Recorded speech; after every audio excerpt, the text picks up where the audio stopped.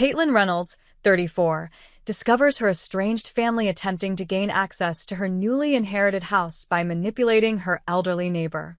She catches the mid-move with a rental truck full of furniture outside her property, while she was supposedly away on business. Her sister's cruel words from 5 years ago echo in her mind. "You don't even have a family anymore, so stop pretending you do." Ironically, this same family now claims they're entitled to her property because families should help family in need. If you've ever felt that knife twist of betrayal from the very people who should have your back, this story might feel all too familiar. I still remember standing there, keys in hand, watching my so-called family try to commandeer my home like I didn't even exist. Before I tell you how this nightmare unfolded and the justice that eventually came, let me know where you're watching from in the comments. If family drama and sweet karma are your thing, hit that subscribe button. Trust me, you'll want to see how this ends.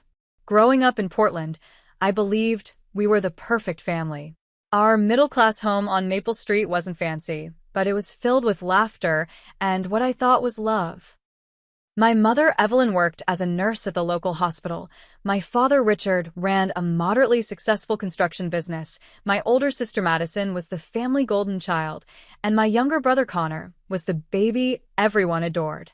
I was the middle child, the peacekeeper, the one who tried to make everyone happy. The cracks in our family foundation weren't obvious at first. Looking back, I can see the small fractures that would eventually shatter everything. My father's business began struggling when I was 17. The 2008 recession hit us hard, and within months, Reynolds Construction was filing for bankruptcy. Dad changed after that. The jovial man who used to swing me around the living room became distant, drowning his failures in whiskey most nights. "Your father is just going through a rough patch," Mom would say when I expressed concern. "It's our job to support him, not criticize." But support wasn't enough. The fights between my parents escalated, usually about money. Mom started picking up extra shifts at the hospital, coming home exhausted and resentful. Dad's drinking worsened. Madison, then in college, rarely came home, claiming she needed to focus on studies. In reality, she was avoiding the battlefield our home had become. By my senior year of high school, divorce was inevitable. I remember the night they told us. Connor was 15, still young enough to cry openly. Madison, home for the weekend from Portland State, immediately sided with Mom. "How could you do this to us?" she screamed at Dad, while Mom stood by with a satisfied expression that chilled me. I stayed silent, understanding there were no winners in this war. The divorce was finalized 3 months before I left for college. I chose a school 4 hours away, needing distance from the toxicity. Mom got the house and primary custody of Connor. Dad moved into a small apartment across town, promising to stay involved in our lives. Those promises, like so many others, evaporated quickly. While I was away at college studying business with a focus on real estate, the family dynamic shifted dramatically. Mom transformed from the tired but caring nurse into someone I barely recognized. Her bitterness about the divorce consumed her. She spoke poorly of Dad to anyone who would listen, including Connor, who absorbed every word. Madison, always Mom's favorite, became her confidant and ally. They were eerily similar, both beautiful, charismatic, and skilled at emotional manipulation. Madison dropped out of college after 2 years, claiming she wanted to pursue other opportunities. Those opportunities never materialized into anything substantial, but Mom defended her every decision. "Your sister is an entrepreneur at heart," she would tell me during our increasingly uncomfortable phone calls. Not everyone needs a degree to be successful. I graduated with honors and secured a position with a respected real estate firm in Portland. Moving back was a difficult decision, but I felt responsibility toward my family despite our strained relationships. Connor was starting college by then, following Madison's footsteps to Portland State, his tuition partially covered by my financial support. That's when the pattern became clear. Every family gathering turned into a subtle shakedown. Madison needed money for a car repair. Connor's textbooks were unexpectedly expensive. Mom's roof was leaking. Dad, now barely in the picture, occasionally surfaced to ask for loans he never repaid. I helped when I could, establishing boundaries that were constantly tested. As my career advanced and my financial situation improved, the requests increased in frequency and amount. Madison, at 28, decided she wanted to open a boutique downtown. She had no business plan, no experience in retail, and no savings. "I need $25,000 for startup costs," she announced during a Sunday dinner at Mom's house 5 years ago. "You can afford it. Your commission on that waterfront property last month was twice that." I'd worked 60-hour weeks for months to close that deal. The commission was substantial, yes, but I'd earmarked it for a down payment on my own home, something I'd been working toward for years. "I can't give you that much money, Madison. Maybe I could help you develop a business plan and approach a bank for a proper loan." The temperature in the room dropped instantly. Mom put down her fork with a clatter. Connor stared at his plate. Madison's face contorted with rage. "After everything this family has done for you? You're really going to be that selfish? What exactly has this family done for me?" The words slipped out before I could stop them, years of frustration bubbling to the surface. "I've been supporting everyone since I graduated. I helped with Connor's tuition. I paid for your car repairs 3 times this year alone." Mom stood up, her chair scraping against the hardwood floor. "How dare you throw that in our faces? That's what family does. We help each other." "No, that's what I do. When was the last time any of you helped me?" The argument escalated quickly. Years of resentment poured out from all sides. Madison called me selfish and entitled. Connor accused me of thinking I was better than everyone. Mom delivered the final blow. "You've changed, Caitlin. Money has made you cold. If you can't be there for your family when we need you, then maybe you're not really part of this family anymore." Madison nodded in agreement. "You don't even have a family anymore, so stop pretending you do." I left that night with tears streaming down my face, their words cutting deeper than they could possibly know. That was the last time I set foot in my mother's house. The last time I was in the same room with all of them. 5 years of silence followed, broken only by Connor's occasional text messages when he needed something. During those 5 years, I built a life for myself. I excelled at work, making senior agent within 3 years. I cultivated friendships that became my chosen family. Rachel, whom I met at a local business networking event, became the sister I wished I'd had. Thomas, a lawyer who helped with a complicated property closing, became a trusted friend and occasional dinner companion. I maintained contact with only one blood relative, my father's sister, Aunt Patricia. She had distanced herself from the family years before, labeled as difficult by my mother. In reality, she had simply refused to be manipulated. We met for coffee every few months, sharing stories and building a genuine relationship based on mutual respect rather than obligation. Aunt Patricia never married or had children. She lived alone in a beautiful craftsman house in Laurelhurst, one of Portland's most desirable neighborhoods. She worked as a librarian until retirement, living modestly but investing wisely. We never discussed money. Our conversations centered around books, travel, and occasionally family history. The good parts, before everything fell apart. When Aunt Patricia passed away peacefully in her sleep at 78, I grieved deeply for the woman who had shown me what unconditional love actually meant. I was shocked when her lawyer contacted me about the will. Patricia had left me everything, most significantly, her house, worth approximately $850,000 in Portland's booming market. "She wanted you to have it, Mr. Harmon," her attorney, told me during the reading. "She said you were the only one who saw her for who she was, not what you could get from her." I moved into the house 2 months later, after settling the estate. The 1920s craftsman with its original woodwork, stained glass windows, and wraparound porch felt like home immediately. For the first time in my adult life, I felt settled, at peace, like I finally had solid ground beneath my feet. That peace lasted exactly 3 months and 17 days. The first sign of trouble came in the form of a Facebook friend request from Madison. 5 years of silence, and suddenly she wanted to reconnect through social media? I ignored it initially, assuming she'd clicked my profile by accident.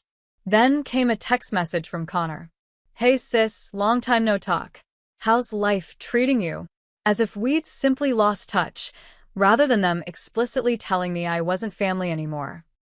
I responded politely but briefly, curious about this sudden interest in my existence.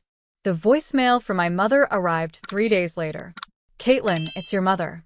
I think it's time we put the past behind us. Family is family after all. Call me back when you get this." No epalegi. No acknowledgement of the hurt they'd caused.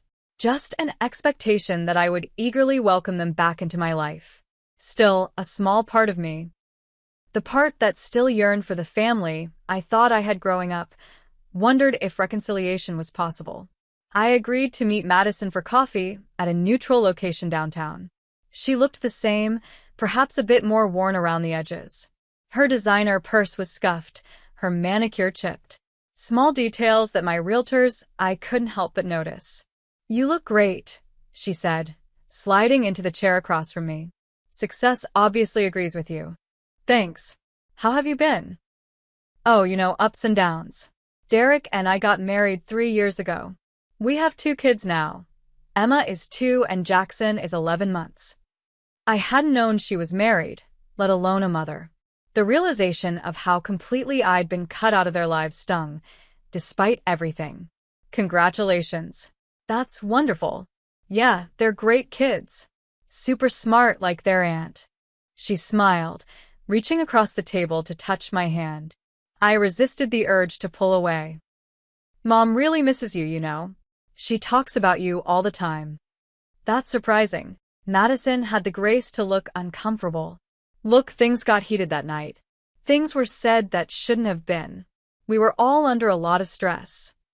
You told me I didn't have a family anymore." She winced. I was angry. You know how I get when I'm angry. I say things I don't mean.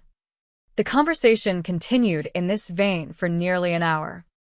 Madison expertly dancing around any real apology while dropping hints about their current situation. Derek had been between jobs for a while.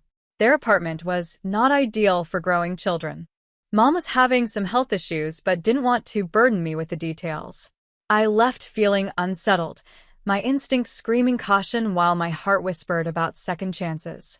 Over the next 2 weeks, the contact increased. Connor invited me to lunch. Mom called twice more. Even Madison's husband Derek, whom I'd never met, sent a friendly text introducing himself. Then came the news that I needed to travel to Seattle for a week-long real estate conference and property tour. I'd be representing our firm at several high-profile networking events, an important opportunity one couldn't miss. Mrs. Finley, my 78-year-old neighbor who had been friends with Aunt Patricia for decades, agreed to collect my mail and keep an eye on the house while I was gone. "Don't you worry about a thing, dear," she assured me, accepting the spare key I offered for emergencies only. "Patricia and I looked out for each other for 40 years. I'm happy to continue the tradition with you." I left for Seattle on a Monday morning, my mind focused on the business opportunities ahead rather than my family's sudden reappearance in my life. The conference was productive, connections were made, potential deals were discussed. Everything was going according to plan until Wednesday afternoon, when my phone rang during a breakout session. "Caitlin? It's Mrs. Finley. I'm sorry to bother you at your conference, but something strange is happening at your house." I stepped into the hallway, my heart racing. "What's going on?" "Well, your family members came by asking for the spare key. They said you knew they were coming to drop off some things while you were away." My blood ran cold. "My family?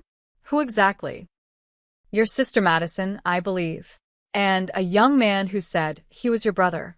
They were very insistent that you had asked them to bring some furniture by today specifically." "Mrs. Finley, I didn't ask them to do anything. Did you give them the key?" No, dear. Something didn't feel right about it. Patricia always told me to be careful about her family. Said they only came around when they wanted something. Relief washed over me. "You did the right thing. Please don't give anyone access to my house, no matter what they say." "Of course not." "But Caitlin," they seemed very determined. "They said they'd come back tomorrow with proof that you knew about this arrangement." I ended the call and immediately booked a flight back to Portland, scheduled to arrive early the next morning. I sent apology emails to the conference organizers, claiming a family emergency. Technically not a lie. Sleep evaded me that night, my mind racing with possibilities, none of them good. The flight landed at 8:43 a.m. I took an Uber directly from the airport to my house, anxiety building with every mile. As we turned onto my street, I saw it, a large moving truck parked in my driveway, its back door open to reveal furniture and boxes. A man I didn't recognize was carrying a coffee table toward my front porch, where more boxes were stacked. Madison stood in the driveway, clipboard in hand, directing two movers where to place things. She was so focused on her task that she didn't notice my arrival until I was 10 feet away, suitcase still in hand. What the hell is going on here? My voice came out steadier than I felt. Madison jumped, her clipboard clattering to the ground. Caitlin, you're supposed to be in Seattle until Monday. Clearly. Is that why you chose now to move into my house? Because you thought I wouldn't be here to stop you. Her face flushed, but she recovered quickly. Don't be dramatic. We're just bringing over a few things. Mom thought it would be nice to surprise you with some family heirlooms. Family heirlooms? In a moving truck? Try again, Madison. Before she could respond, the front door opened and my mother emerged, looking startled to see me. Behind her, Connor appeared in the doorway, his arms full of what looked like measuring tape and notepads. What are you doing inside my house? I demanded, moving toward the porch. How did you get in there? Mom attempted a smile that didn't reach her eyes. Caitlin, sweetheart, calm down. There's a perfectly reasonable explanation for all of this. I'm listening. Well, when we heard about Patricia leaving you this beautiful house, we were so happy for you. But it seemed silly for you to rattle around in this big place all alone when we could help each other out. Help each other out, I repeated flatly. Yes. Madison and Derek's lease is up, and you know how expensive Portland rentals have become. Mom's having some health issues and could use family nearby. It just made sense for us to move in together. One big, happy family, just like you always wanted. The audacity was breathtaking. I pushed past her into my own house, finding the living room in disarray. Some of my furniture had been pushed against walls. In the kitchen, my carefully organized cabinets were open, dishes rearranged to make room for unfamiliar cookware. Get out, I said quietly, turning to face them. All of you, get out of my house right now. Now, Caitlin, Mom began, her voice taking on the patronizing tone I remembered from childhood. I know this is a surprise, but if you think about it, I said get out. This is breaking and entering. This is my house, not yours. I never invited you here. I never agreed to anyone moving in. Connor stepped forward, hands raised placatingly. Sis, we thought you'd be happy. You always talked about wanting the family back together. That was before you all told me I wasn't family anymore. Before 5 years of silence. Before you tried to move into my house behind my back. A minivan pulled up behind the moving truck, and Derek stepped out, looking confused. 2 small children were strapped into car seats in the back. What's going on? He called. Why aren't the movers taking things inside? Madison hurried over to him, speaking urgently in hushed tones. His expression darkened as he looked over at me. This is insane, I said, pulling out my phone. I'm calling the police. You would call the police on your own family? Mom's voice rose dramatically. After everything we've done for you? What exactly have you done for me, Mom? Besides tell me I wasn't part of the family anymore? Besides try to steal my house? We're not stealing anything, Madison interjected, rejoining us on the porch. Family helps family. That's what Patricia would have wanted. The mention of my aunt's name was the final straw. Don't you dare speak about Patricia. You never visited her. You never called her. You didn't attend her funeral. You have no idea what she would have wanted. She was our aunt too, Connor mumbled. Get out now, or I'm calling the police. This is your only warning. They didn't believe me. Perhaps they thought family loyalty would ultimately win out, or that I wouldn't want to create a scene in the neighborhood. They were wrong on both counts. 10 minutes later, 2 police officers arrived, responding to my report of trespassers refusing to leave my property. The family drama that unfolded on my front lawn that morning would have been mortifying if I'd had any emotional investment left in these people. Mom cried theatrical tears about her ungrateful daughter. Madison alternated between rage and fake concern about my mental state. Connor mainly looked uncomfortable, while Derek loaded their children back into the minivan, clearly wanting no part of this public spectacle. The officers, to their credit, remained professional throughout. They verified my ownership of the property, examined my identification, and firmly but politely instructed my family to remove their belongings from my property immediately. "But where are we supposed to go?" Madison wailed, gesturing toward the moving truck. "We've already given notice on our apartment." "That's not Ms. Reynolds' problem, ma'am," the female officer stated calmly. "This is her private property, and she has the right to determine who enters it." I stood on the porch, arms crossed, watching as they reluctantly began loading their boxes back into the truck. The reality of what they had attempted to do was still sinking in. They had planned to move into my house without permission. They had tried to manipulate my elderly neighbor. They had somehow gained entry to my home while I was away. As the truck finally pulled away from the curb, Madison rolled down the passenger window and shouted, "This isn't over, Caitlin. Family is forever, whether you like it or not." The irony of her words wasn't lost on me. 5 years ago, I wasn't family. Now, suddenly, family was forever when they needed something from me. I thanked the officers, closed and locked my front door, and sank to the floor, trembling with a mixture of anger, shock, and an odd sense of relief. They had shown their true colors in a way that was impossible to misinterpret. Any lingering doubts I had about cutting them from my life were gone. What I didn't realize then was that this was only the beginning. My family wasn't going to give up that easily. Not when they had already invested so much in their plan to take over my home. And possibly much more. The confrontation on my front lawn marked the beginning of what I now refer to as the siege. Having failed in their initial attempt to move in while I was away, my family shifted tactics. Instead of backing off, they doubled down, seemingly determined to wear me down through persistence and manipulation. It started with phone calls, constant, unrelenting attempts to contact me from different family members. When I blocked their numbers, they used other phones. When I stopped answering unknown numbers, they left voicemails. The messages ranged from tearful apologies to thinly veiled threats, all centered around one core theme. I was being selfish, unreasonable, and cruel to my poor family in their time of need. "Caitlin, it's your mother.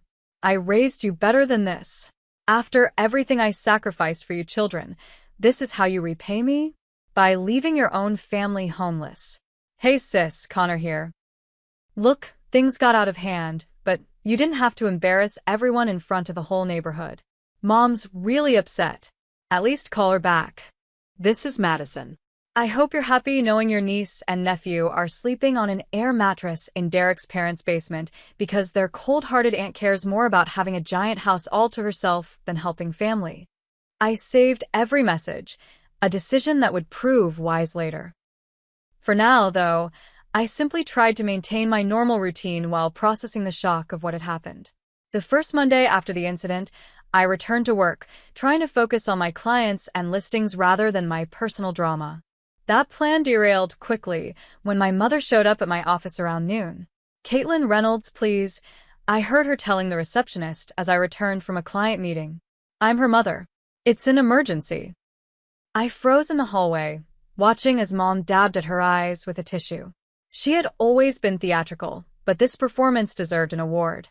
She wore a cardigan I'd never seen before that somehow made her look frilier, more vulnerable. Her hair, usually perfectly styled, was slightly disheveled.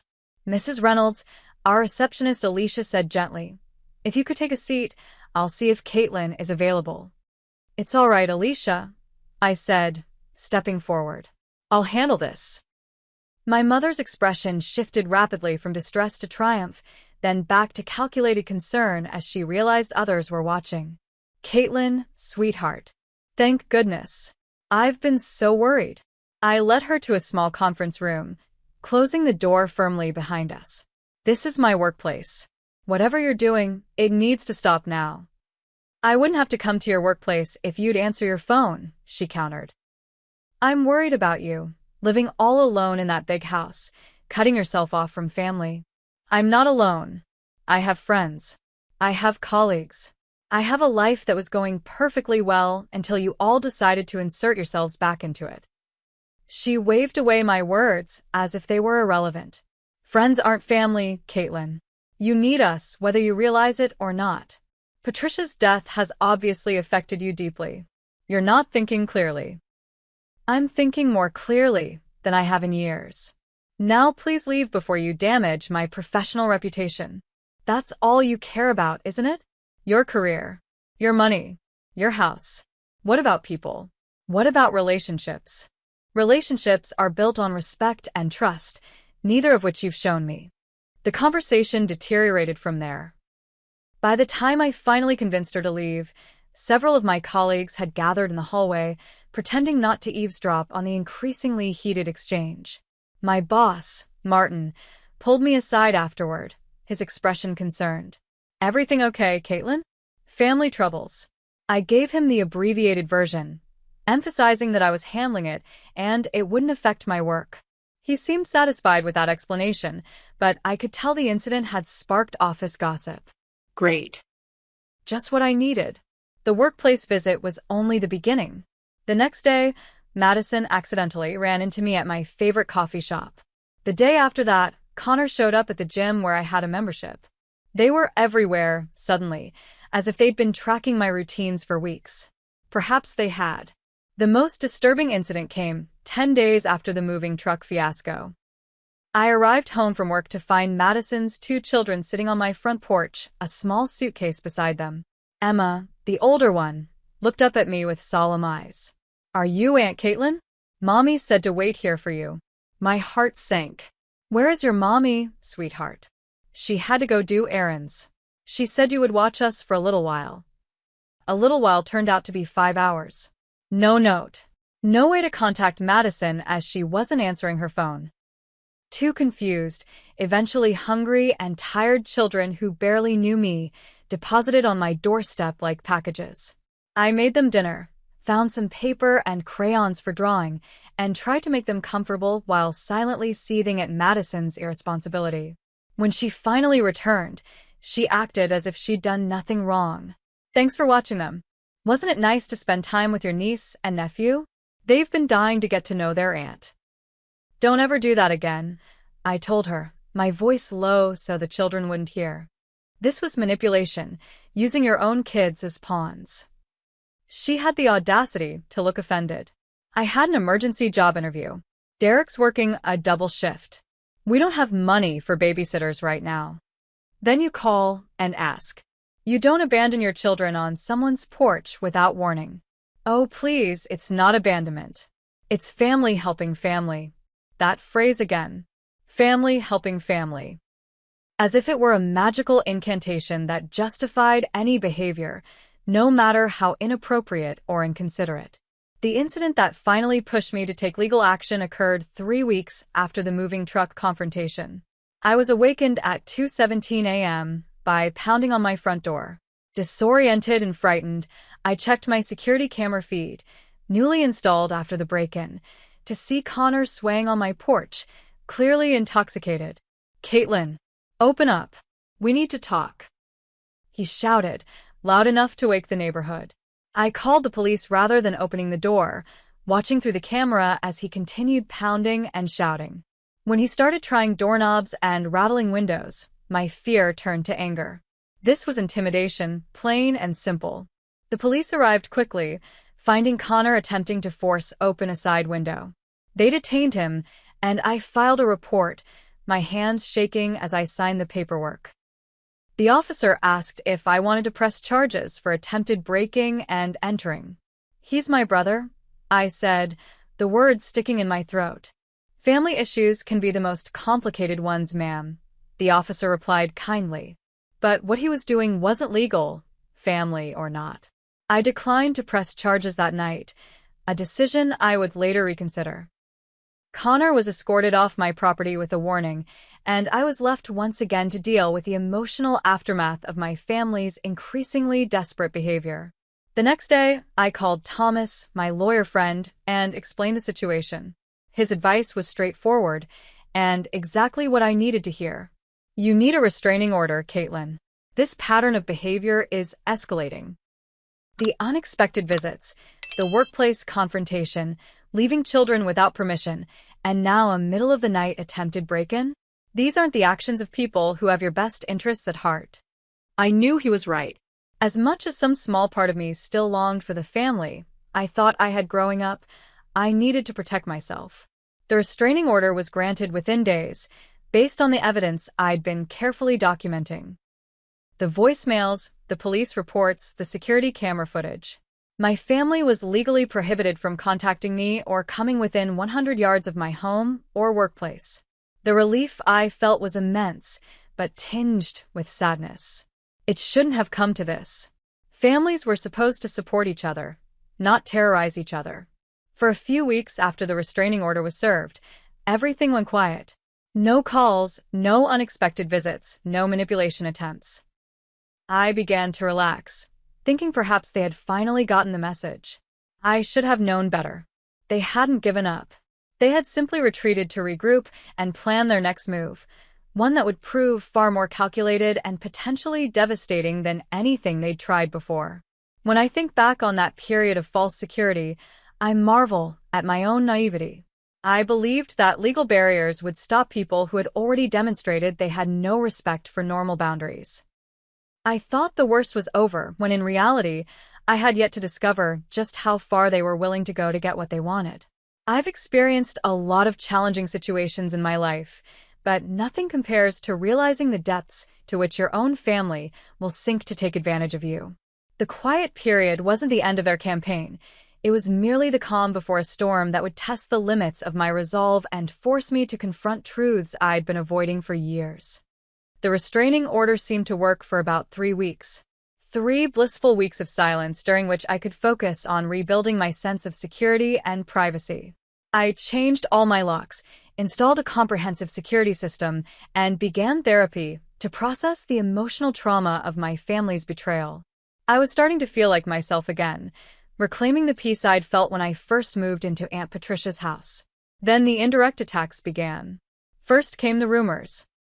Through mutual acquaintances and old family friends, I learned that my mother and sister were spreading stories about me, each more outlandish than the last. According to them, I had suffered a mental breakdown after Aunt Patricia's death.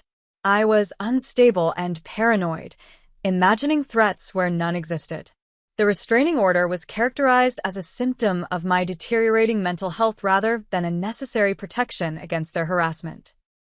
I ran into Evelyn at the grocery store, my former high school teacher Mrs. Bennett told me during a chance encounter. "She's so worried about you, dear. She said you've been acting erratically since your aunt passed. Is there anything I can do to help?" Similar conversations happened repeatedly, each one revealing another thread of the narrative my family was weaving. I was portrayed alternately as mentally ill, dangerously selfish, or under the influence of toxic friends who had turned me against my loving family. Most disturbing were the claims about Aunt Patricia's inheritance. According to my family's version, Patricia had promised the house to all of us collectively. I had somehow manipulated the situation, either by controlling Patricia in her final years or by interfering with her will. The details varied depending on who was telling the story, but the conclusion remained consistent. I had stolen a family inheritance that rightfully belonged to all of us. "You know I'd never believe such nonsense," Rachel assured me over dinner one evening. "But they're being very convincing to people who don't know the whole story. Madison even cried when she told my cousin about how you took advantage of Patricia's confusion near the end." I sighed, pushing my barely touched meal away. Patricia wasn't confused. She was sharp until the very end. The lawyer can confirm that. I know. But they're creating a narrative that makes sense to outsiders. The greedy daughter who abandoned her struggling family, then swooped in to steal an inheritance. People love to believe the worst, especially about successful women. She was right, and that realization made me feel sick. My carefully built reputation, both personal and professional, was being systematically undermined. Clients began canceling meetings with vague excuses. Invitations to social events dwindled. Even some of my colleagues seemed to view me differently, their interactions becoming more formal, less friendly. The family had found a way around the restraining order. They couldn't contact me directly, but they could poison the well of my community against me. I was in the middle of explaining this latest development to Thomas during our weekly dinner when my phone buzzed with a notification from my security system. Someone was at my front door. I checked the camera feed to see Mr. Harmon, Aunt Patricia's lawyer, standing on my porch, looking troubled. "I need to take this," I told Thomas, already moving to answer the door. Mr. Harmon's expression was grave as I invited him in. "I apologize for the unannounced visit, Caitlin, but I thought you should know about this immediately. Your family has been contacting my office repeatedly, making some rather serious allegations." My stomach dropped. What kind of allegations? They're challenging the validity of Patricia's will. They claim she wasn't of sound mind when she made her final arrangements. They're also suggesting you exerted undue influence over her decisions. That's ridiculous. You met with her regularly. You know she was completely lucid. He nodded, removing his glasses to clean them, a nervous habit I'd noticed during the will reading. Of course I know that. And my notes and the proper execution of the will should make their challenge unsuccessful. But they're being quite persistent and, unfortunately, will contests can be messy and protracted even when they have no merit. "They're doing this to wear me down," I said quietly, the realization settling heavily in my chest. "They think if they make my life difficult enough, I'll give in just to make it stop." Mr. Harmon replaced his glasses, his expression sympathetic. "That would be my assessment as well. For what it's worth, I don't believe they have a legitimate case. But they can certainly create complications and stress in the meantime." After he left, I explained the situation to Thomas, whose legal expertise was in corporate law rather than estate matters, but who nonetheless understood the implications. "They're escalating," he said, his voice tight with concern. "This isn't just about getting access to the house anymore. They're trying to take it from you completely." The next morning brought another unpleasant surprise. My boss called me into his office as soon as I arrived at work. "Caitlin, I've received some concerning calls about you," Martin said, looking uncomfortable. Normally, I wouldn't give much credence to anonymous reports, but the volume is becoming difficult to ignore. "Anonymous reports? About what?" "Claims that you're unstable, that you've been mistreating family members, that you've fraudulently obtained property. Obviously, these allegations don't align with the Caitlin Reynolds I know, but I need to ask if there's something going on that might be affecting our firm's reputation." I took a deep breath, reminding myself that losing my temper would only reinforce the unstable narrative. Instead, I calmly explained the situation, showing Martin the restraining order documentation and offering to connect him with Mr. Harmon to verify the legitimacy of my inheritance. "I'm handling it," I assured him. "But I want you to know that these claims are part of a harassment campaign. My family is retaliating because I wouldn't let them move into my house without permission." Martin seemed relieved by my composure and transparency. "That's good enough for me. I just needed to hear your side. For what it's worth, I think you're handling a difficult situation with remarkable professionalism." His support meant more than he could know, a rare bright spot in the increasingly dark landscape of my life. But even with Martin's backing, the work environment grew tense. Clients continued to cancel. Colleagues whispered when they thought I couldn't hear. The rumors were doing exactly what my family intended, isolating me, damaging my credibility, making me vulnerable. The stress began affecting my health. I developed insomnia, lying awake for hours worrying about what new attack might come next. I lost weight, food turning to ash in my mouth. My normally perfect professional appearance began to slip, dark circles under my eyes, clothes hanging looser on my frame. In my more paranoid moments, I wondered if this physical deterioration was playing into their hands, making me look exactly like the unstable person they were describing to others. "You can't keep going like this," Rachel insisted after I nearly fell asleep at her dinner table one evening. They're destroying you, and you're letting them. What choice do I have? I can't stop them from talking to people. No, but you can fight back. Not just legally, though that's important too. You need to reclaim your narrative, and you need to find out exactly what they're planning. She was right. I had been playing defense, reacting to each new attack rather than getting ahead of the situation. It was time to be proactive, to stop the siege before it broke through my remaining defenses. The next day, I took a personal day from work and met with Thomas and a private investigator he recommended. It felt extreme, but the situation had become extreme. If my family was willing to challenge a legitimate will and spread vicious rumors to get what they wanted, I needed to know what else they might be capable of. I needed to understand the full scope of what I was facing. Find out everything. I instructed the investigator, a former police detective named Michael Blake. Their financial situation, their movements, their communications, if possible. I need to know what I'm dealing with. Understood, he replied, making notes. Family situations can get ugly fast. Best to have all the information. As I drove home that evening, emotionally exhausted but feeling like I had finally taken constructive action, I couldn't help reflecting on how drastically my life had changed in just a few months. From peaceful contentment in my inherited home to this ongoing nightmare of family betrayal and manipulation. The house that had felt like such a blessing now sometimes felt like a curse, the catalyst for revealing the true nature of my family relationships. But even in my darkest moments, I never considered giving in to their demands. This wasn't just about property anymore. It was about standing up to years of manipulation and exploitation. It was about breaking the cycle of emotional abuse that had defined our family dynamics for too long. What I didn't realize then was how close I was to uncovering the true depths of their deception. The private investigator would soon deliver information that would shift the entire paradigm of our conflict, revealing that the house was just the beginning of what they wanted from me, and that their desperation stemmed from places far darker than I had imagined. As this family drama has unfolded, I've realized how many others have experienced similar betrayals. If you're watching this and relating to any part of my story, know that you're not alone.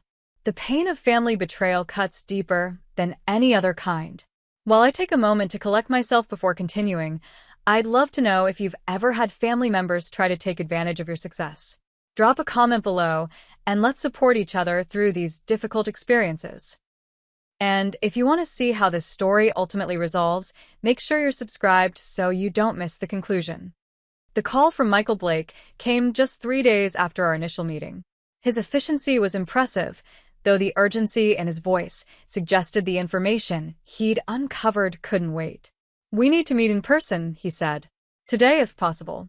We arranged to meet at a small coffee shop in a neighborhood far from my usual haunts, somewhere my family wouldn't think to look for me. Michael arrived with a thick folder tucked under his arm, his expression grim.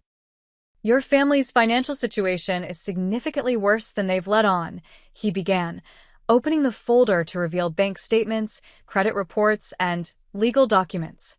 "Your sister Madison and her husband Derek have accumulated gambling debts totaling nearly $120,000. They've been borrowing from high-interest lenders to cover minimum payments, but they're underwater and sinking fast." I stared at the documents, trying to process this information.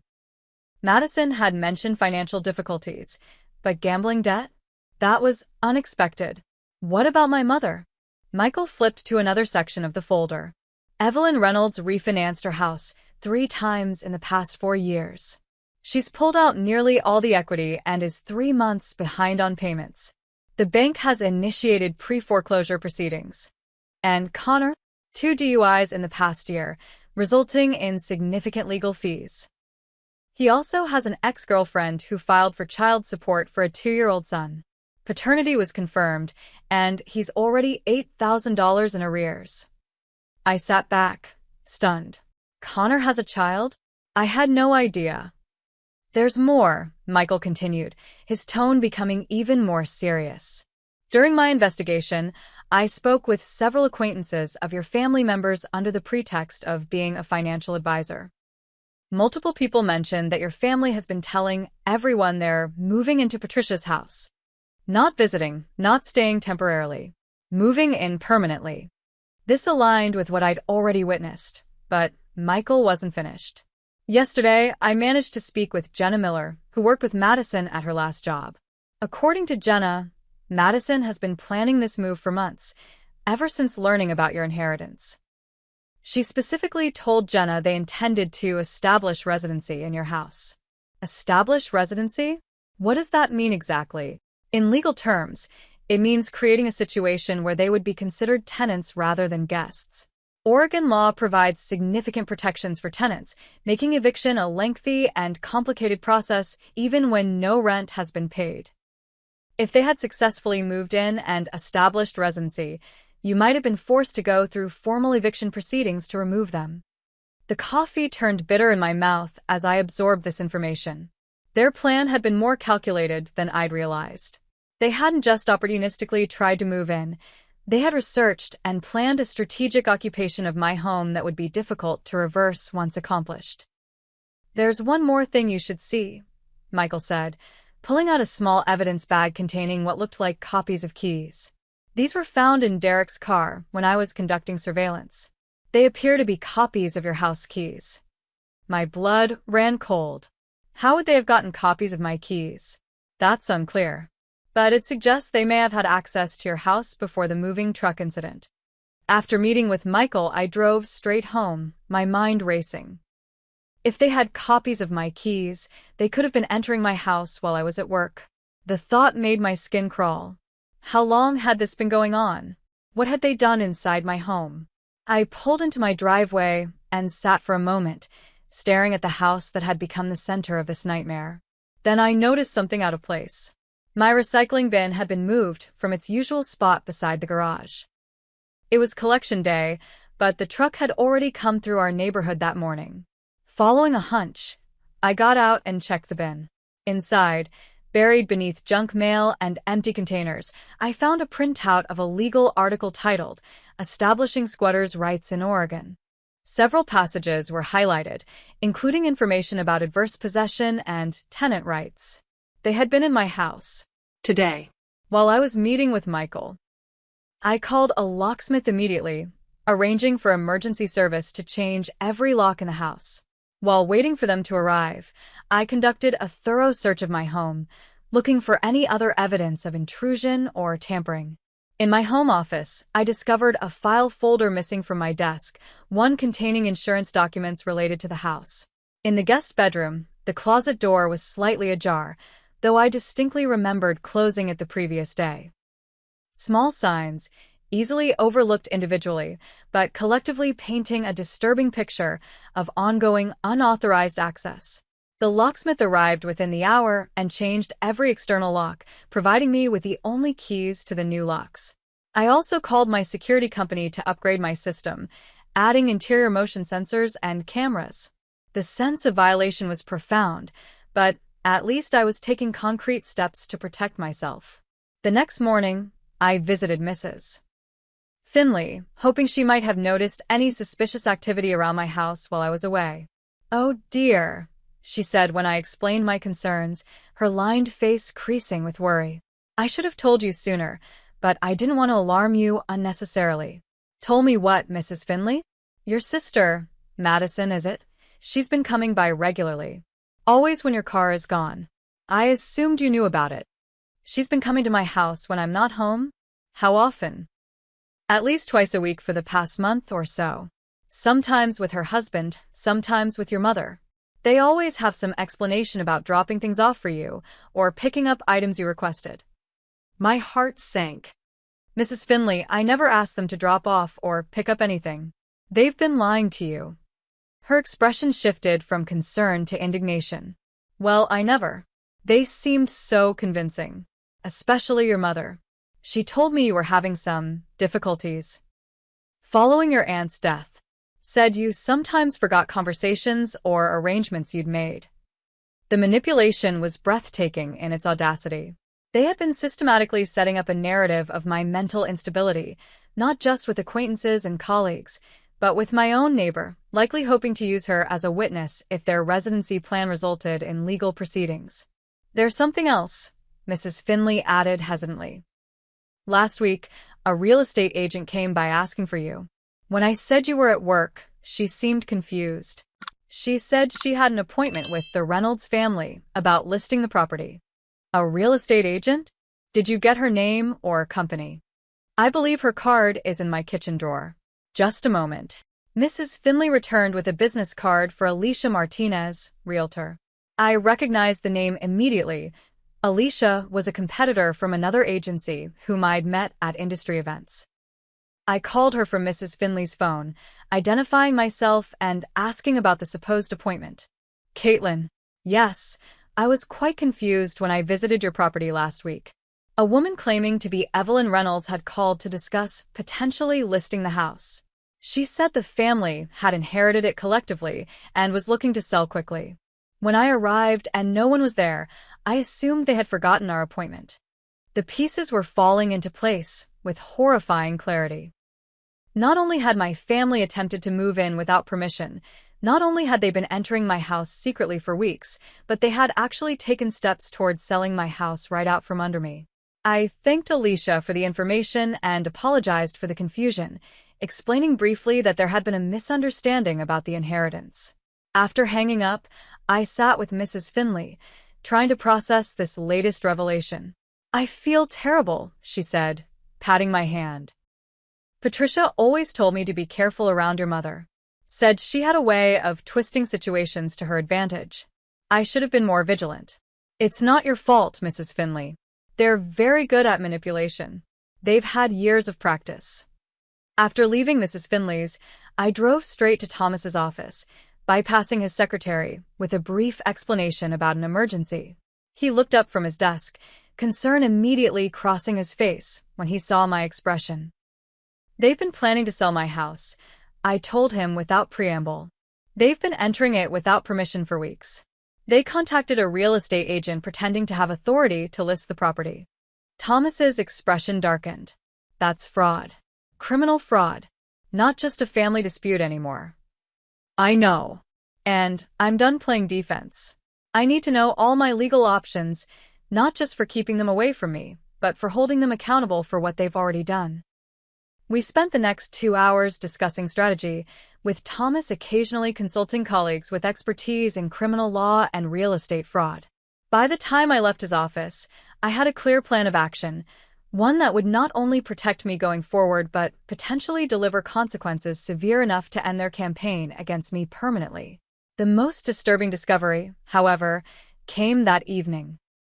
As I was thoroughly cleaning my house, attempting to reclaim my space from their invasion, I found a small notebook wedged between the cushions of my living room sofa.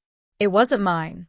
The notebook contained lists, calculations, and notes in Madison's handwriting. Most were financial figures, calculations of the house's potential selling price, commission rates, how the proceeds might be divided. But on the final page was something that made my blood run cold. A crude timeline titled Caitlin Removal Plan. The timeline detailed steps already taken. Copy keys, scout house layout, contact agent for valuation, research residency requirements. But it also included future plans, move in essential items gradually, establish mail delivery, and most disturbingly, medication strategy with a question mark. What medication strategy could possibly mean in this context, I didn't want to imagine. But the implication was clear. Their plans might have extended beyond merely taking my house. They might have been plotting something far more sinister. I photographed every page of the notebook before placing it in a sealed bag as evidence. Then I called Michael Blake to report this new discovery. His response was immediate and grave. Don't stay in that house tonight. Go to a hotel or a friend's place. We don't know how far they're willing to go. I spent that night at Rachel's apartment, the notebook safely locked in her personal safe. Sleep evaded me as I grappled with the reality that my own family might have been plotting not just to steal my house, but potentially to harm me in the process. The next morning, with Rachel's unwavering support, I made a decision. It was time to stop reacting to my family's moves and start making my own. Time to gather all the evidence, build an irrefutable case, and take decisive action that would end their campaign once and for all. What began as a shocking discovery of family members trying to move into my house had evolved into something far darker, a coordinated conspiracy to defraud me, potentially endanger me, and steal what was rightfully mine. The time for half measures and restraint was over. My family had declared war, and I was finally ready to fight back with everything I had. The first step in my counterattack was comprehensive documentation. Every voicemail, every text message, every piece of evidence needed to be organized and preserved. Rachel helped me create a chronological record of all interactions with my family since Aunt Patricia's death, including dates, times, witnesses, and supporting evidence where available. Documentation is power, she reminded me as we worked late into the night. Especially when dealing with people who will lie and manipulate to get what they want. The security upgrades to my house were completed the next day, a sophisticated system with motion detection, 24/7 recording, and remote monitoring capabilities. Every entrance was covered, including windows and the previously vulnerable back door. I also hired a professional to sweep for listening devices or hidden cameras they might have planted during their unauthorized entries. My next stop was Mr.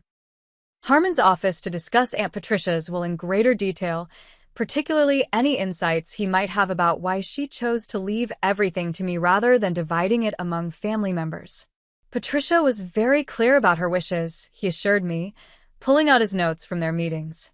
She updated her will 3 times in the 5 years before her death. The first version, drafted shortly after your family conflict began, actually did include small bequests to your mother and siblings. What changed? According to my notes, Patricia became concerned about their intentions. She mentioned that your mother had started calling her regularly after years of minimal contact. She found the sudden interest in her welfare suspicious, especially when these calls inevitably turned to discussions of Patricia's house and financial affairs. He flipped through his notebook, finding a specific entry. Here it is. October 12th, 3 years ago. Patricia said, Evelyn asked if I've updated my will recently, then suggested I should consider leaving the house to the family collectively since Caitlin is doing so well financially and doesn't need it. She was quite disturbed by the presumption. That sounds like my mother, I said grimly. The final version of the will, signed 8 months before her death, included very specific language about her reasons for leaving everything to you. She wanted to ensure her wishes couldn't be misinterpreted or successfully challenged. Mr. Harmon handed me a sealed envelope. Patricia also left this with me, to be given to you if anyone contested the will. I believe now is the appropriate time. Inside was a handwritten letter in Aunt Patricia's elegant script. My dear Caitlin, asterisk if you're reading this, then someone, likely your mother, is challenging my decision to leave my estate to you. I want you to know that this choice was made with complete clarity of mind and purpose. Asterisk your kindness toward me over the years has meant more than you know. You visited not out of obligation or expectation, but out of genuine affection. Our conversations about books, travel, and life were bright spots in my later years. Asterisk I've watched you build your career through hard work and integrity, never asking for handouts or taking shortcuts. The independence you've shown in the face of family pressure is admirable. Asterisk I've also observed your mother and siblings' behavior over the years. Their sudden interest in my welfare coincided suspiciously with my diagnosis, though I've told no one but you about my health concerns. The pattern is familiar, the same pattern that led me to distance myself from them years ago. Asterisk this house has been my sanctuary. I want it to be yours now. A place where you can find the peace and stability your family never provided. Do not let them take this from you. Do not let them make you doubt yourself. Asterisk with love and confidence. Asterisk Patricia. Asterisk tears streamed down my face as I read her words. Even from beyond the grave, Aunt Patricia was looking out for me, understanding the family dynamics better than I had myself. This letter is powerful evidence of her intentions, Mr. Harmon said gently. Combined with my notes and the properly executed will, I believe any challenge will ultimately fail.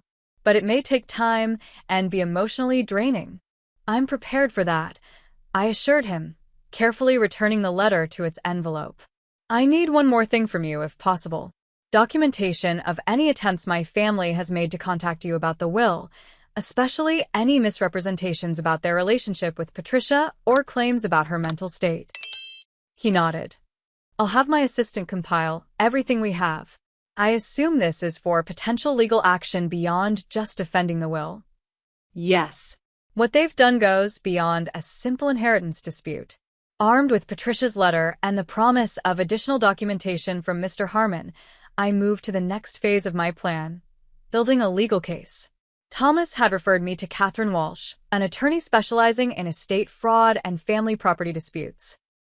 What your family has attempted constitutes several criminal offenses, Catherine explained during our initial consultation. Breaking and entering, fraud, attempted conversion of property, possibly even conspiracy and elder abuse if they were manipulating Patricia before her death. I don't necessarily want to send them to jail, I admitted. I just want them to stop and face consequences for what they've done. Understanding your leverage is important, even if you choose not to use it fully, she replied. The threat of criminal charges can be a powerful motivator for a settlement that includes their permanent withdrawal from your life. Catherine advised me to continue gathering evidence while she prepared potential legal filings. The most compelling evidence would come from catching them in the act of attempting to enter my property again or making further misrepresentations about ownership. Based on what you've told me, they've been persistent and escalating. They're likely to make another attempt, especially if they believe you're vulnerable or away from home. This conversation led to the most audacious element of my counterplan, a deliberate sting operation. I would create the appearance of another business trip, making it known through channels my family might monitor that I would be away for several days. In reality, I would remain nearby, waiting for them to make their move. It's risky, Rachel argued when I explained the plan. What if they do something dangerous? That's why we'll have the police on standby, I assured her. And you'll be monitoring the security feeds remotely. If anything seems off, you can alert the officers immediately.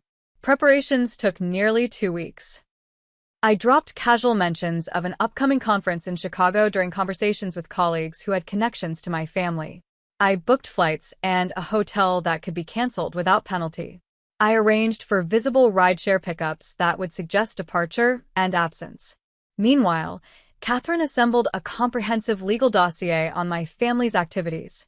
Michael Blake continued his surveillance, documenting their movements and conversations when possible. Thomas reviewed everything from a strategic perspective, identifying weaknesses in our approach and suggesting improvements. The plan was set in motion on a Tuesday morning. I left my house with luggage, visibly departed in an airport shuttle, but actually checked into a hotel just 20 minutes from my home. Rachel set up command central in her apartment, monitoring my security cameras and keeping in touch with the plainclothes police officers parked discreetly near my property. For the first day, nothing happened. The second day passed similarly, with only a brief appearance by Madison slowly driving by the house around dusk. By the third day, I was beginning to think they had somehow discovered the trap. Then, at 10:17 a.m. on Thursday, the alerts began buzzing. First Madison and Derek arrived, parking down the street rather than in the driveway. They walked around the property, peering in windows and testing doors. Finding the locks changed, they made several phone calls. 30 minutes later, my mother arrived with Connor. More discussion in the driveway, more testing of doors. Then Connor disappeared around the back of the house. The rear camera caught him attempting to force open a window, just as he had during his late-night visit weeks earlier. They're making their move, Rachel texted.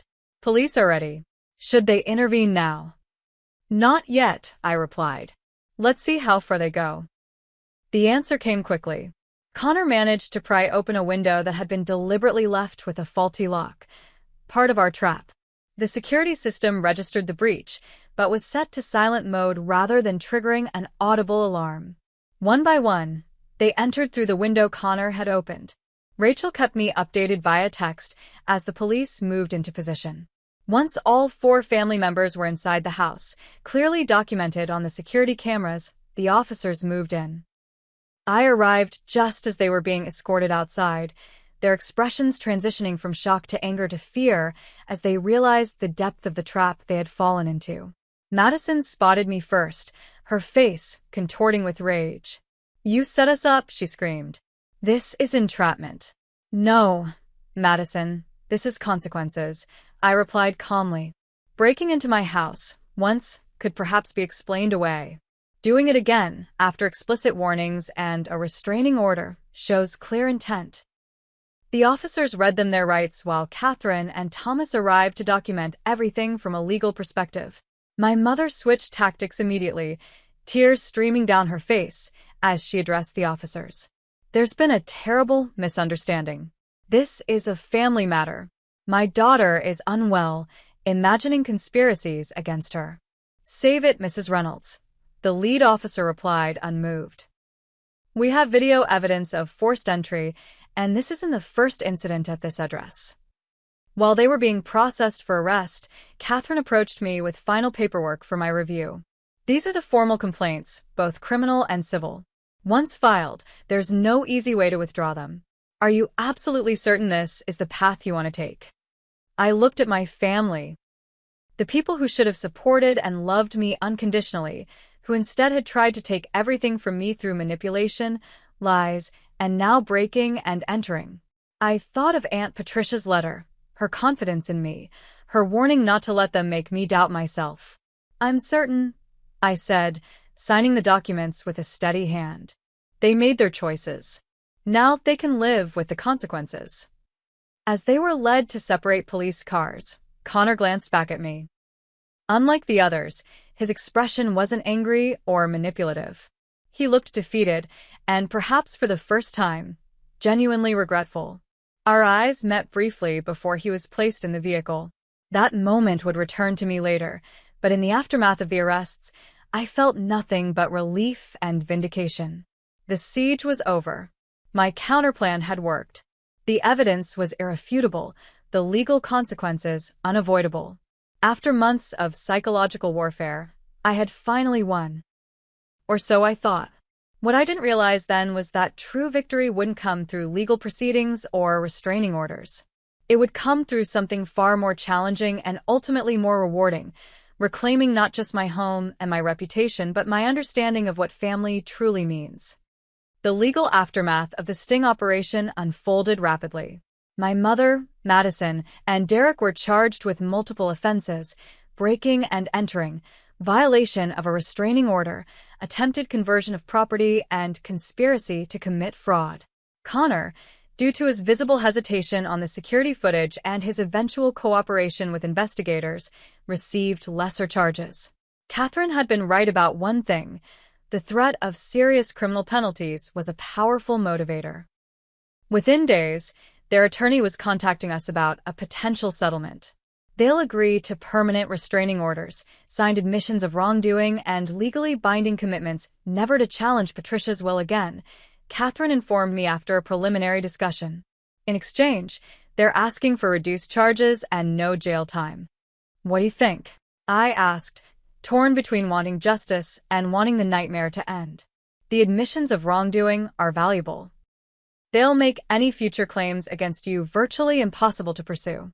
The reduced charges would still result in probation and community service, possibly restitution payments to you for emotional distress and legal fees."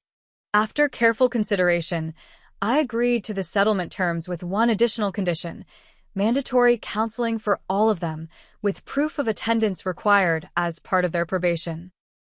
It wasn't about punishment at that point, but ensuring they addressed the underlying issues that had led to their behavior. The settlement was finalized within weeks. My mother, Madison, and Derek each received 2 years of probation, 200 hours of community service, and orders to pay restitution covering my legal expenses. Connor received 1 year of probation and community service. All agreed to permanent restraining orders and counseling requirements. The legal resolution brought relief, but also a profound emptiness.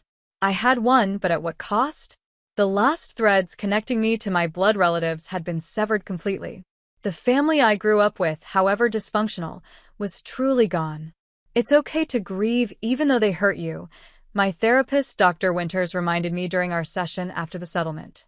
You're mourning the family you wished you had, not the people they actually are.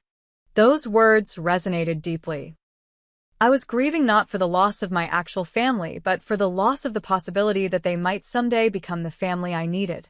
The settlement had made that possibility more remote than ever. Healing began with reclaiming my space. I hired contractors to renovate the house, changing wall colors, updating fixtures, and rearranging rooms. Each alteration helped exorcise the negative energy my family had brought into Aunt Patricia's beautiful home. I planted a memorial garden in the backyard with Patricia's favorite flowers, creating a peaceful retreat where I could feel connected to her memory. As my home transformed, so did my social circle. Rachel, Thomas, and several other friends who had supported me through the ordeal became regular visitors. Sunday dinners became a tradition, the dining room filled with laughter and genuine affection. Mrs. Finley, initially racked with guilt over her unwitting role in my family's schemes, became a welcome addition to these gatherings. Patricia would be so pleased, she told me one evening as we shared tea on the porch. She always wanted this house to be filled with love and joy. Professional recovery took longer. The rumors my family had spread affected my client relationships and reputation within the industry. Martin supported me throughout, assigning me to team projects until I could rebuild my individual client base.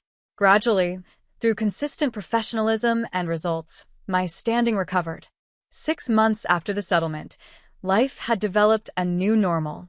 The legal drama was behind me, the house felt truly mine, and both my personal and professional relationships were thriving. Then came the letter from Connor. It arrived via Catherine's office, respecting the restraining order's prohibition on direct contact. Handwritten on simple lined paper, it was unlike the manipulative communications I'd received from my family in the past. Caitlin, I know you have every reason to throw this letter away unread. I wouldn't blame you if you did. But I hope you'll give me these few minutes of your time. First, I want to say clearly and without excuses, I am sorry. What we did to you was wrong. Not just the break-ins and the lies about the house, but the years before that. The way we treated you when you wouldn't give Madison the money. The things we said. All of it was wrong. I've been in counseling for 4 months now. It was court-ordered, but it's become something I value. My therapist has helped me recognize patterns in our family that I never questioned before. The manipulation. The conditional love. The way Mom pitted us against each other, with Madison as the golden child and you as the scapegoat. None of this excuses my actions. I made choices. I participated in hurting you. That responsibility is mine alone. You should also know that I have a son. His name is Lucas, and he's 2 years old. His mother and I aren't together, but I'm trying to be a good father. The kind of father who takes responsibility, who tells the truth, who breaks harmful patterns instead of perpetuating them. I don't expect forgiveness. I don't expect a relationship. I just wanted you to know that at least one member of this family recognizes the harm we caused and is trying to change, with respect and regret. Connor, I read the letter several times, emotions shifting with each reading. Skepticism, anger, Curiosity. hope. I discussed it with Dr. Winters during our next session, unsure how to respond or whether to respond at all. What does your intuition tell you? She asked. That it might be genuine. Connor always seemed the most uncomfortable with the family dynamics, even while participating in them. He was young when the patterns were established, more influenced by Mom and Madison than I realized. And what are you afraid of if you respond? Being manipulated again. Opening a door that should stay closed. Inviting chaos back into my life when I've finally found peace. Dr. Winters nodded. Those are valid concerns. What might a cautious response look like? One that acknowledges his effort without committing to anything further. After much consideration, I sent a brief reply through Catherine's office. Connor, thank you for your letter. I appreciate the apology and your commitment to counseling. Breaking family patterns is difficult, but important work. Asterisk, I'm not ready for direct contact or a relationship, but I acknowledge your efforts to take responsibility. I hope you continue on this path, especially as you raise your son. Asterisk, Caitlin, asterisk, it was a small opening. Nothing more. But it felt like the right balance between self-protection and recognition of the possibility of change. Meanwhile, life continued to evolve in positive directions. I was promoted at work, taking on more responsibility and mentoring newer agents. The garden I'd planted in Patricia's memory flourished, attracting butterflies and hummingbirds she would have loved. My friendship circle expanded, bringing diverse perspectives and experiences into my life. A year after the settlement, I established the Patricia Reynolds Foundation, a small nonprofit dedicated to helping young adults who had been estranged from toxic families. The foundation provided housing assistance, counseling services, and community connections for those who, like me, had to create family from scratch. I think this is the best possible use of Patricia's legacy, Mr. Harmon said when I shared the news. Creating something beautiful and healing from a painful situation. News of the foundation reached my mother and Madison, who predictably attempted to portray it as further evidence of my vindictiveness toward family. Their efforts gained no traction. By then, the truth about their actions was well established in our community. Their influence had waned as they dealt with the consequences of their choices. Connor, in contrast, sent a donation to the foundation through his attorney, along with a note of support for its mission. It was another small gesture, another hint that perhaps one branch of my family tree might eventually bear healthier fruit. The most unexpected development came 18 months after the break-in, when Mrs. Finley introduced me to her grandson Jack, a doctoral student visiting for the summer. Our initial conversations about architecture, his field, and real estate mine, evolved into friendship and, eventually, romance. Jack's warmth, integrity, and genuine interest in people reminded me that trust was still possible, even after betrayal. When Jack eventually met Connor, the only family member I had cautiously allowed back into my life, with strict boundaries and only occasional contact, the two men found surprising common ground.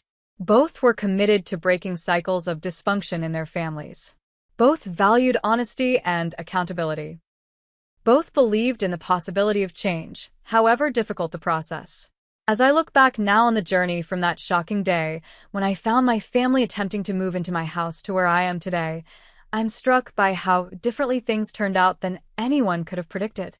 The house that became a battleground has transformed into a true sanctuary, not just for me, but for the chosen family I've built. What my blood relatives tried to take by force has become something they could never have appreciated anyway, a home filled with genuine love, mutual respect, and unconditional support. Madison and Derek eventually divorced, their relationship unable to withstand the financial and legal aftermath of their actions. My mother moved to Arizona, apparently telling new acquaintances a revised version of family history in which I barely exist. Some patterns never change. Connor's journey has been different. After completing his counseling and probation, he secured steady employment and has become a devoted father to Lucas. Our relationship remains cautious. Text messages on birthdays, occasional coffee meetings in public places, always with clear boundaries. It's not the close sibling bond some might envision, but it's honest and respectful, which is more than I once thought possible. Mrs. Finley has become the grandmother figure I never had, sharing Patricia's stories and creating new ones together. Jack and I are discussing marriage, approaching the prospect with the careful consideration of two people who understand both the value and fragility of family bonds. The Patricia Reynolds Foundation has grown beyond my initial vision, now helping dozens of young adults annually who find themselves in situations similar to mine. Each success story, each person who builds a healthy life after family trauma, honors my aunt's memory in ways that feel deeply right. If I've learned anything from this experience, it's that family isn't defined by blood or legal documents. It's created through choices, daily choices to be honest, supportive, and kind, to respect boundaries, to give without expecting return, to love without manipulation.